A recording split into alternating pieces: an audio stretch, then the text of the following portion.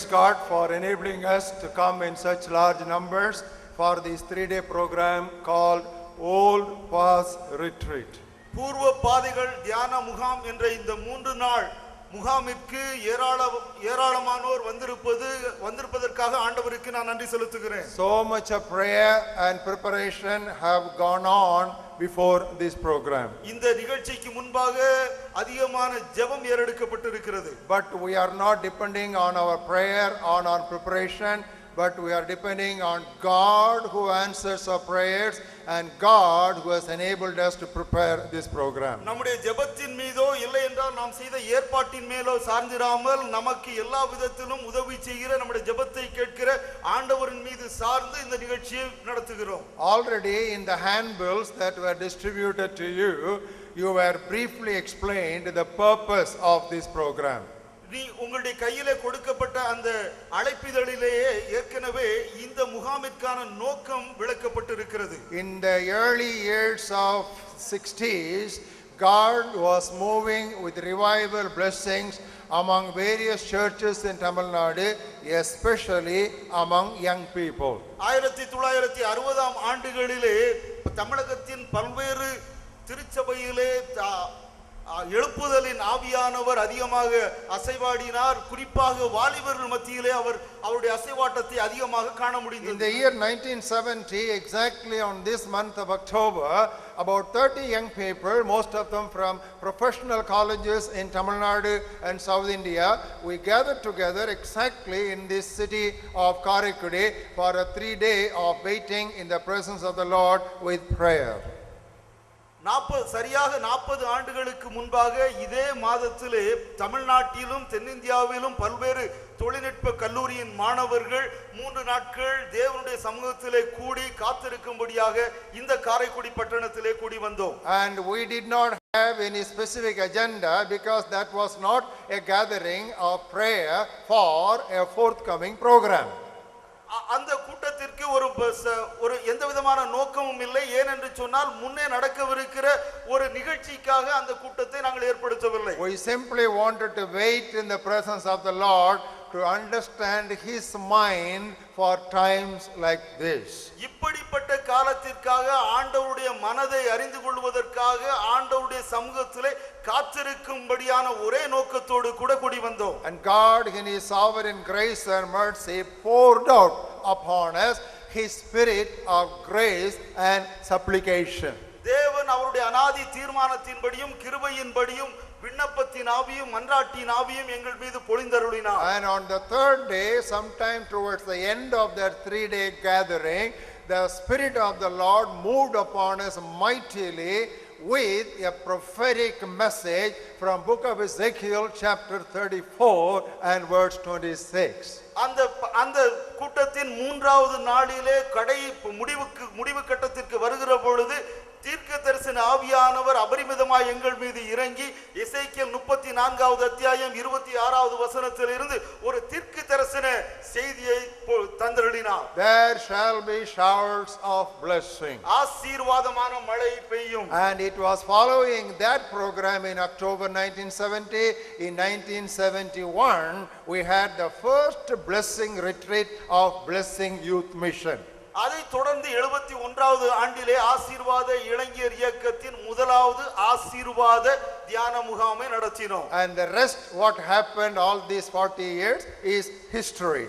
அதை தொடர்ந்து நடந்த 40 ஆண்டுகளிலும் கடந்த 40 ஆண்டுகளிலும் நடந்த காரியங்கள் எல்லாம் சரித்திரம். In remembrance of what God graciously did on our midst in October 1970, which gave birth to not only Blessing Youth Mission but to various indigenous Indian organizations, we have gathered here to once again to research and re-study the old paths from God's word. அந்த 70வது ஆண்டிலே நம்முடைய ஆசீர்வாத இளைஞர் இயக்கத்திற்கு மாத்திரமல்ல இன்னும் अनेक இயக்கங்கள் நம்முடைய இந்திய தேசத்திலே எழும்பும்படியாக உதவி செய்த ஆண்டவருடைய சமூகத்திலே இதே பட்டணத்திலே கூடி நம்மை திருப்பி ஆராய்ந்து பார்த்து திருப்பி வேதத்தை ஆராயும்படியாக நாம் கூடி வந்திருக்கிறோம். This gathering is not for inaugurating or launching forth another organization. இன்னொரு இயக்கத்தை ஆரம்பிப்பதற்காக இந்த ஒரு கூட்டம் நடத்தப்படவில்லை. I think it is already too late to start another organization because the coming of the Lord is very much near and he is at the door. இன்னொரு இயக்கத்தை ஆரம்பிப்பதற்கு இப்பொழுதே கால தாமதமாகிவிட்டது.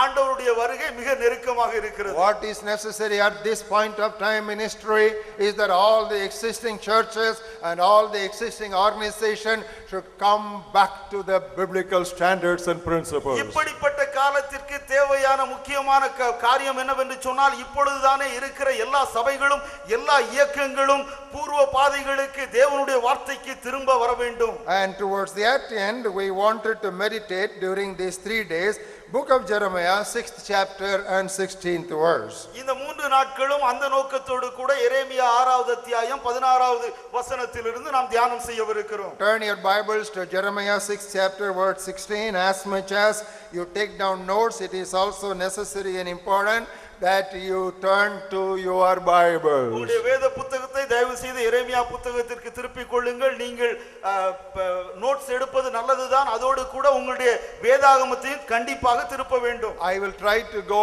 as slow as possible and you should try to see for yourself with your own naked eye into your open Bibles to see whether things are so.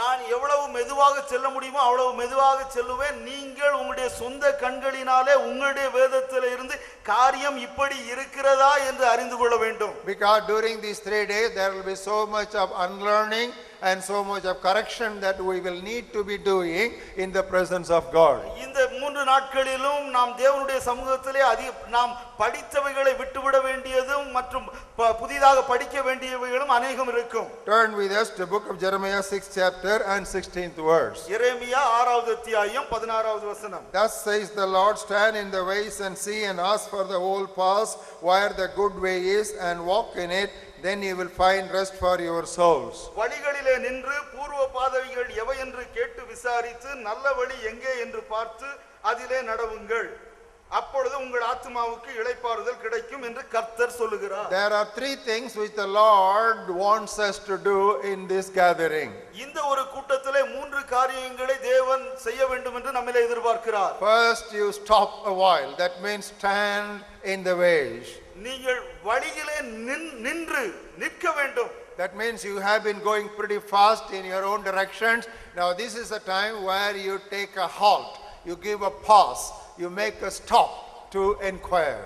நாம் இவ்வளவு நாளும் நம்முடைய மனப்போக்கிலே நம்முடைய திசையிலே வேகமாக ஓடிக்கொண்டிருந்தோம். ஆனால் இப்பொழுது நாம் சற்று நிதானித்து நின்று பார்க்கும்படியாய் தேவன் அழைக்கிறார். And you find it says stand in the ways. The word ways is given in the plural. வழிகளிலே என்று பன்மையிலே சொல்லப்பட்டிருக்கிறது. That means there are so many ways that we have learned and we have adopted over the years. நாம் கடந்த ஆண்டுகளிலே अनेक பாதைகளை படித்திருக்கிறோம், अनेक பாதைகளிலே கடந்து வந்திருக்கிறோம். And having stood and having stopped for a while, God says now you see, you inquire. கொஞ்சம் நின்ற பின்பு நீங்கள் கேட்டு விசாரிக்க வேண்டும் என்று சொல்கிறார். That means you have to make an inquiry.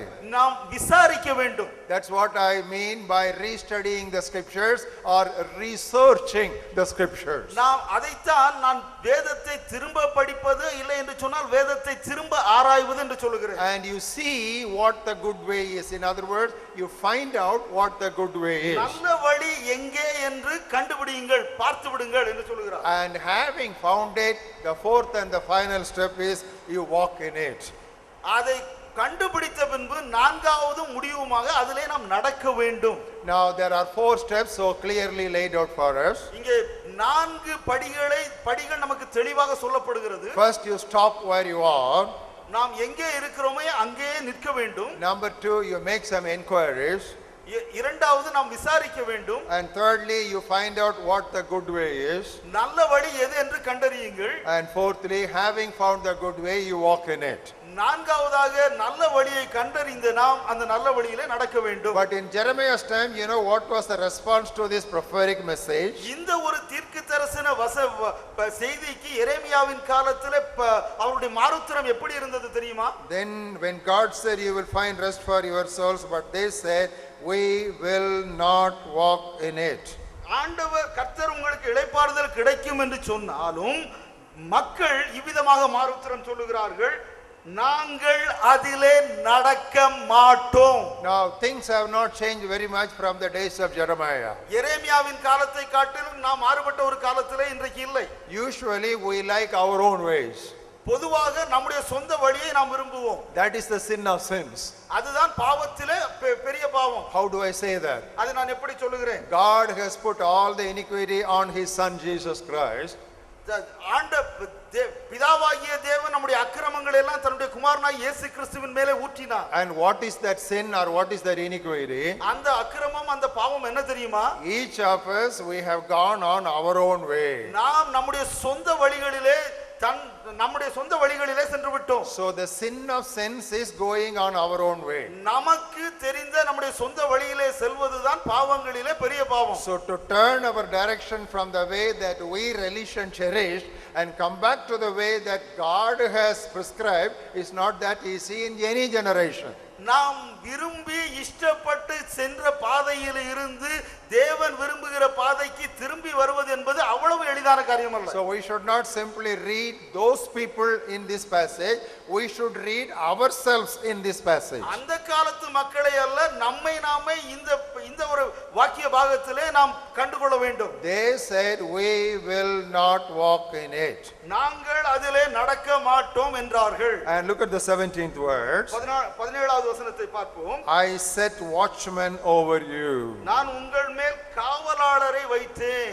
And I said, listen to the sound of the trumpet. எக்காள சத்தத்திற்கு செவி கொடுங்கள் என்று சொன்னேன். But they said, we will not listen. அவர்களோ நாங்கள் கேட்க மாட்டோம் என்கிறார்கள். Beloved, all through the ages I want to tell you, beginning with prophet Moses, God has been constantly sending his messengers by name, prophets, to change the course of his people towards the right path. மோசேயின் காலம் துவக்கி இன்றைக்கு வரைக்கும் தேவன் தன்னுடைய தீர்க்கர்களை அனுப்பி தன்னுடைய மக்கள் தங்களுடைய பாதையை சரி செய்து கொள்ள வேண்டும், தன்னுடைய பாதையை திருத்திக் கொள்ள வேண்டும் என்று தீர்க்க தரிசன வசனத்தை செய்தியை கொடுத்து கொண்டே இருக்கிறார். But in general the response has not been positive, it has been outrightly negative. பொதுவாக எப்பொழுதுமே அதற்கான மாறுத்திரம் எதிர்மறையாகவே இருந்தது. Look at the 19th verse carefully.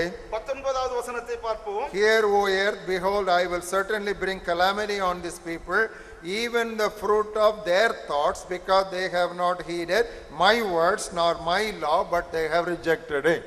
பூமியே கேள், இந்த ஜனங்கள் என் வார்த்தைகளை கேளாமல் இருந்து என் நியாயப்பிரமாணத்திற்கு செவி கொடாமல் அதை வெறுத்து விடுகிறார்கள். அவர்கள் மேல் நான் அவர்கள் நினைவுகளின் பலனாகிய தீங்கை வரப்பண்ணுவேன். There are two things which are contrasted here. இங்கே இரண்டு காரியங்கள் முரணாக சொல்லப்படுகிறது. Their own thoughts and God's own words. அவர்களுடைய சொந்த எண்ணங்கள் தேவனுடைய எண்ணம். They would rather keep to their own thoughts and reject God's very words. அவர்கள் தங்களுடைய சொந்த எண்ணங்கள் மீது சார்ந்து இருந்து கொண்டு தேவனுடைய வார்த்தையை புறக்கணிப்பார்கள். That does not mean they will become irreligious.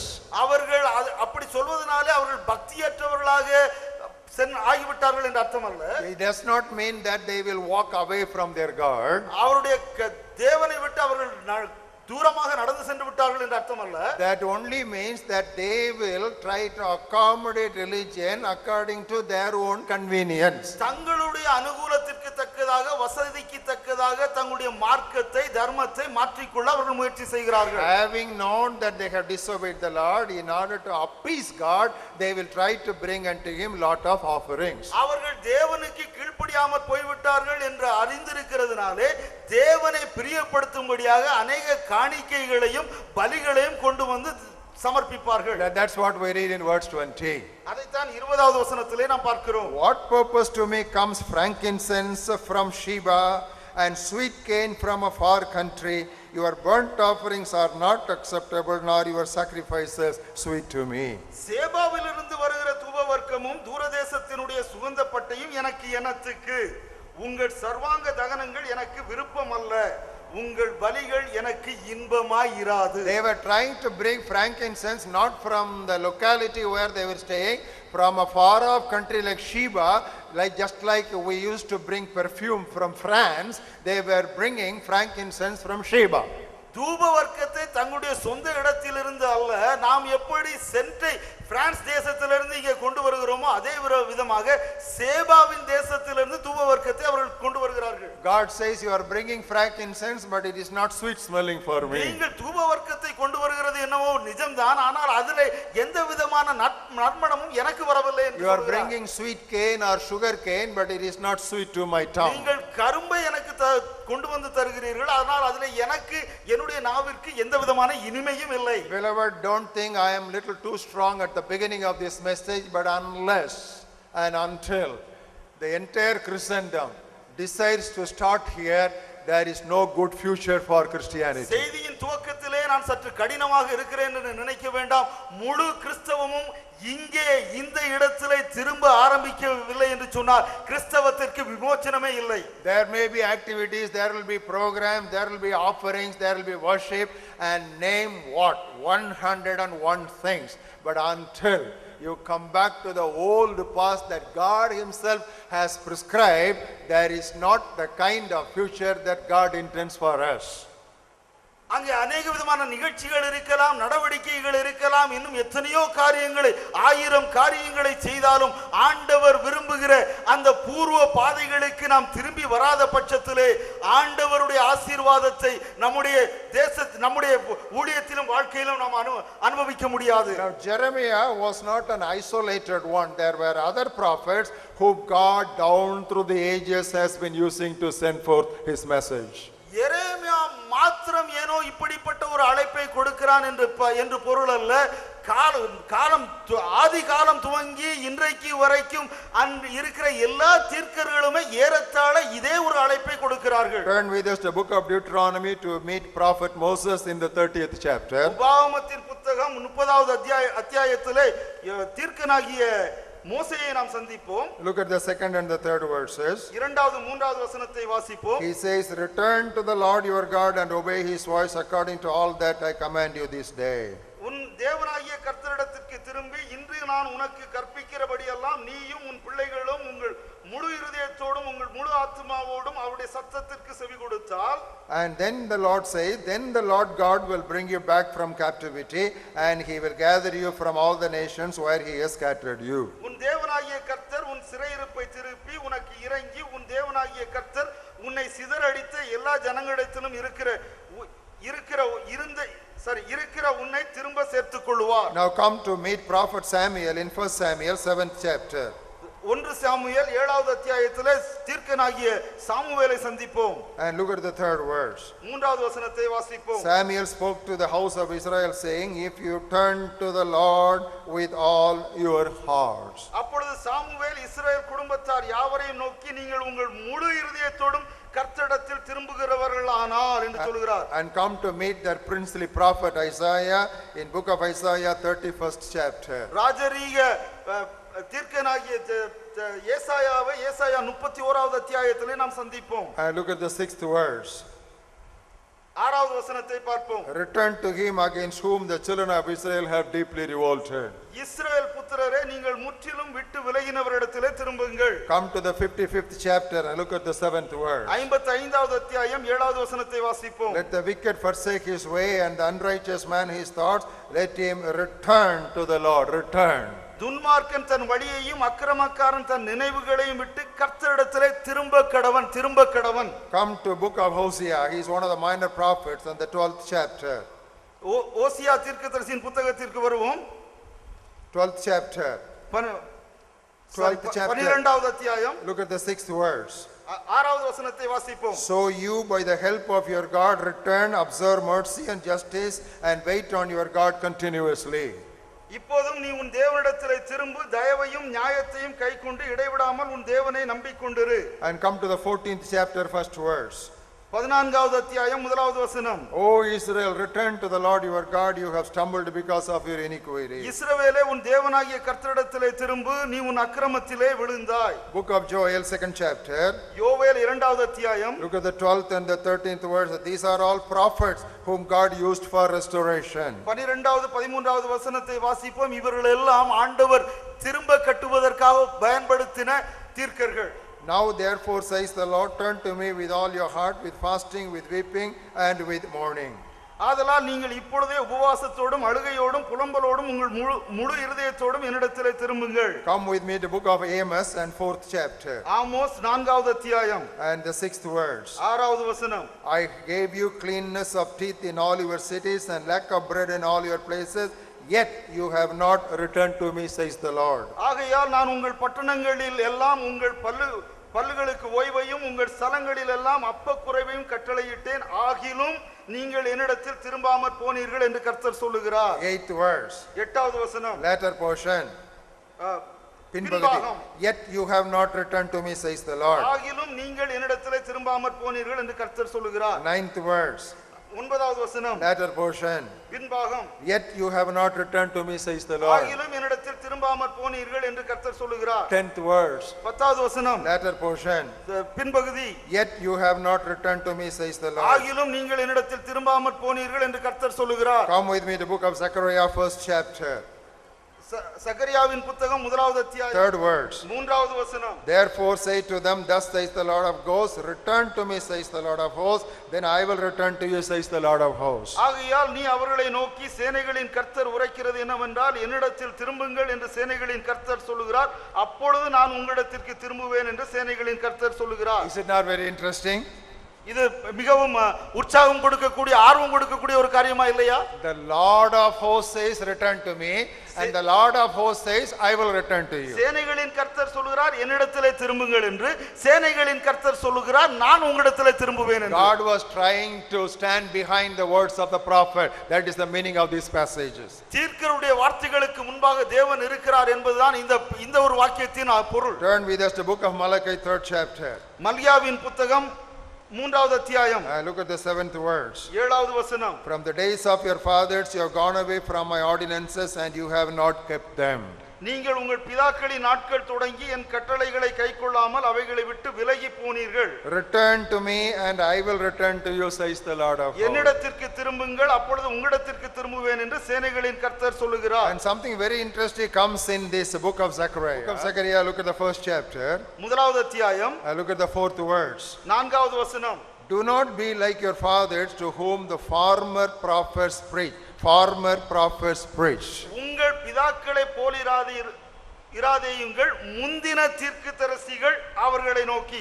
முந்தின தீர்க்கதரிசிகள். Underline that words. Mundina tirkatharsiga, former prophets. முந்தின தீர்க்கதரிசிகள் அடிக்கோடிடுங்கள். And come with me to the 7th chapter. 7வது அத்தியாயத்திற்கு வாருங்கள். Look at the 7th verse. 7வது வசனத்தை பாருங்கள். There also we read, you have not obeyed the words of the former prophets. Underline former prophets. முன்னிருந்த தீர்க்கதரிசிகளை கொண்டு கர்த்தர் கூறின வார்த்தைகள் இவைகள் அல்லவோ.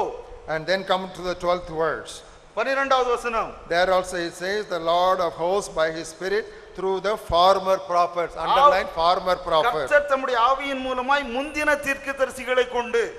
Now what do all these passages mean to us? இந்த வாக்கிய பகுதிகள் எல்லாம், இந்த வசனங்கள் எல்லாம் நமக்கு என்னத்தை கற்றுக் கொடுக்கிறது? Through Moses, God wanted his people to come back to the old path. மோசேயின் மூலமாக தன்னுடைய மக்கள் திரும்ப பூர்வ பாதைகளுக்கு திரும்ப வேண்டும் என்று விரும்புகிறார். He did that through prophet Samuel.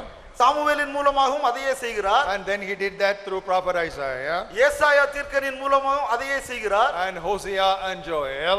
ஓசியா மற்றும் யோவேலின் மூலமாகவும் அதை செய்கிறார். And Amos and Zechariah. Amos மற்றும் சகரியாவின் மூலமாக அதே அழைப்பு. And finally the last of the Old Testament prophets, that Malachi. தீர்க்கனாகிய மல்கியாவும் அதே அழைப்பை கொடுக்கிறார். And putting all these together, God uses a word through the lips of prophet Zechariah, former prophets. இது எல்லாவற்றையும் ஒட்டுமொத்தமாக கூட்டி இங்க சகரியாவின் புத்தகத்திலே ஆண்டவர் சகரியாவின் வாயின் மூலமாக முந்தின தீர்க்கதரிசிகள் என்கிற வார்த்தையை பயன்படுத்துகிறார். Today the word prophet is a very popular word. இன்றைக்கு தீர்க்கதரிசிகள் என்கிற வார்த்தை மிகவும் பிரபல்யமான ஒரு வார்த்தை. If there is a conference where a prophet comes to give some prophecies, millions will assemble there. ஒருவேளை ஒரு கருத்தரங்கிலே ஒரு தீர்க்கதரிசி வந்து தீர்க்க தரிசனம் சொல்லுகிறார்கள் என்று சொன்னால் ஆயிரம் ஜனங்கள் அங்கே கூடி வருவார்கள். You know why? ஏன் தெரியுமா? We have forgotten the meaning of the word prophecy or prophet. தீர்க்க தரிசனம் இல்லை என்றால் தீர்க்கதரிசி என்கிற வார்த்தையின் பொருளை நாம் மறந்து விட்டோம். Now the main ministry of prophet is not to tell you what will happen to your daughter or what will happen to your son, but the main ministry of the prophet is calling the church back to repentance. தீர்க்கதரிசியின் பிரதானமான வேலை, பிரதானமான ஊழியம் உங்களுடைய மகனுக்கு என்ன நடக்கும், உங்களுடைய மகளுக்கு என்ன நடக்கும் என்று சொல்வதல்ல, ஆனால் தேவனுடைய சபையை தேவனிடத்திலே திரும்ப அழைப்பது. Now turn to all the prophetic passages in the Old Testament. பழைய ஏற்பாட்டில் இருக்கிற எல்லா தீர்க்கதரிசன வசனங்களையும் பாருங்கள். It is not foretelling, it is forthtelling. அது ஏதோ ஒரு குறி சொல்கிறதை போல இல்லாமல் நேரடியாக பேசுகிறதாக இருக்கிறது. It is always calling God's people back to repentance. அவர்கள் திரும்ப மனம் திரும்ப அழைக்கிற ஒரு அழைப்பாக இருக்கிறது. Priests will backslide ஒருவேளை ஆசாரியர்கள் பின்வாங்கி போகலாம், and kings will backslide, அரசர்கள் பின்வாங்கி போகலாம். Suddenly God will raise a prophet in the wilderness, உடனடியாக அங்கே தேவன் ஒரு வனாந்தரத்தில் ஒரு தீர்க்கதரிசியை எழுப்புவார். and he will be the greatest of all the prophets born to women. ஸ்திரீகளிலே பிறந்தவர்களே அவன் சிறந்த ஒரு தீர்க்கனாக இருப்பான். And what will he preach? அவன் என்ன பிரசங்கிப்பான்? Repent, that will be his message. மனம் திரும்புங்கள், அதுதான் உடைய செய்தியாக இருக்கும். All the prophets that God has used in the former days, they were all men who were calling the church back to repentance and the old path. தேவனால் பயன்படுத்தப்பட்ட முந்தின காலத்து தீர்க்கதரிசிகள் எல்லாருமே தேவ மக்களை மனம் திரும்பும்படியாக, தேவனிடத்தில் திரும்பும்படியாக கூவி அழைக்கிறவர்களாக இருந்தார்கள்.